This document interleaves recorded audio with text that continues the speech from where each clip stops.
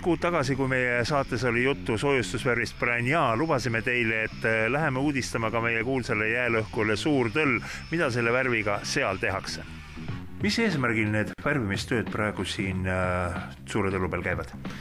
Peamiseks eesmärgiks on isolatsioonitööd, et vältida kondensiteke siis laeva välispindadele. Kuna laeva laed on soojustamata, siis erinevate temperatuuride kokkupõrkamisel tekibki kondents pindadele ja siin tõttu on lahenduseks Branja.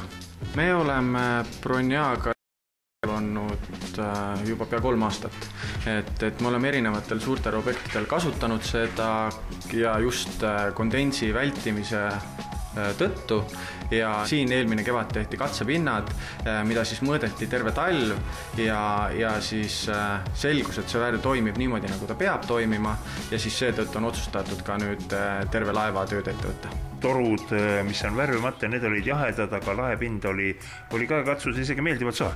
Jah, täpselt, et ta võtab selle terava külma, võtab ära, et käealune pind, mis on Branjaga üle tehtud, on märkimisväärselt pehmema ja soojama temperatuuriga, kus siis pinnad, kus ei ole seda värvi kaetud peal.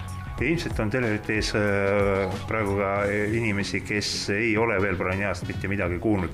Ole hea, räägi natukene lahti ka, millega tegemist on, mis värv on? Tegemist on soojustusvärviga, isolatsioonivärviga, mida siis kattagi pindadele, kus on kondensiprobleemid, kus tekivad külmasillad, kus on soojalekked. Don Leon on innovaatiline ettevõte, et me soovime areneda koos klientide vajadustega. Aga on midagi uut ka teil? Jaa, täpselt, et sellel aastal lisandusid meie sortimenti bitupreni vedelbituumen mastiksid.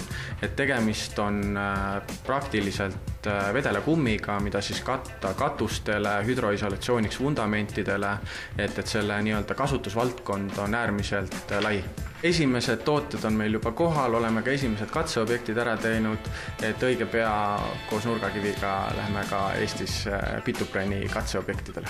Koduleheküljel on bitupreni tooted on välja toodud, nende omadused on seal välja toodud, et kliendid saavad juba tutvuda selle toote valikuga. Ning lõpetuseks, nii nagu ikka, üks väike kodukootud katse. Laepind, see on Branjaga kaetud, tundub selline mõnus.